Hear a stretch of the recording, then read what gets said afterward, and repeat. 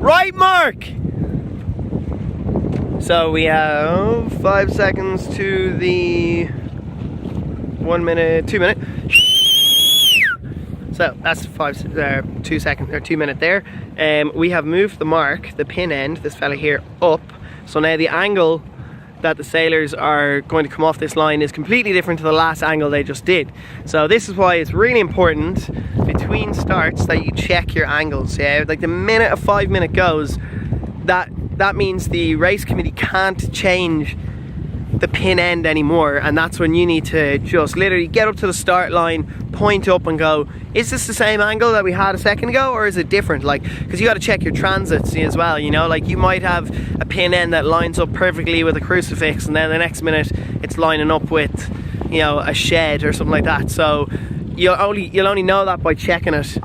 And it's good to see you can spot some sailors are doing it, some don't have the habit yet, but we're gonna get them that habit. So 5 seconds to the 1 minute. 2, 1. 1 minute! Richard, bide your time now, bide your time, slow down. Oh, don't duck though, but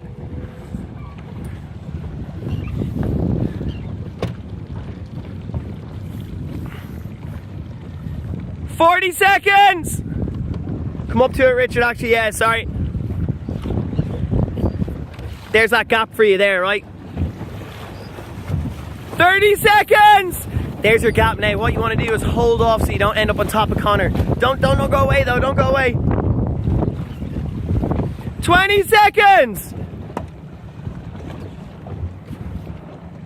15! At the 10 you get going, Richard, right? Get going now, go, go, go. 10! 5, 4, 3, 2, 1. So, we have a shining example here of sometimes the bias isn't always the best side. So Peter here, actually Marco's a bit of an extreme example, but Peter here, right, he wasn't the group at the pin, right, he was to the windward side of the group of the pin, and it gave him the option to tack off. And look at him now, he's, oh Jesus Peter, that was a terrible tack. But he had the option to tack off and get away from everyone, and then that opens up the entire beat to him being able to decide where to go and stuff. So you can make absolutely massive grounds on a beat if you have the options to be able to go left and right. If you don't have those options and you got two lads sitting, one windward of you and one leeward of you, and they're just kind of, you're piggy in the middle, then you don't have those options. You have to go, well, I need to beeline here, get some speed and get out in front of these guys. So even though the pin was a massive bias here, this side here, Peter was like, okay, the pin's there, but it's going to be a crapshoot there, like there's going to be loads of people in there all fighting for the pin.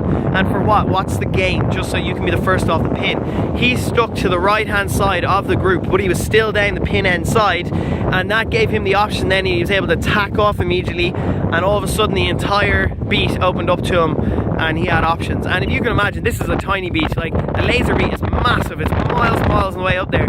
I would much rather come off the start line and be able to have those options, and especially on a day like today, because it's an offshore breeze, which means there's going to be massive shifts, and the closer and closer you get to that windward mark, the more the shifts are going to hit you, and you do not want someone sitting on top of you not allowing you those options to tack and to tack into clean air. So apart from that tack that kind of killed him there, I think Peter nailed that start there. That was a great example.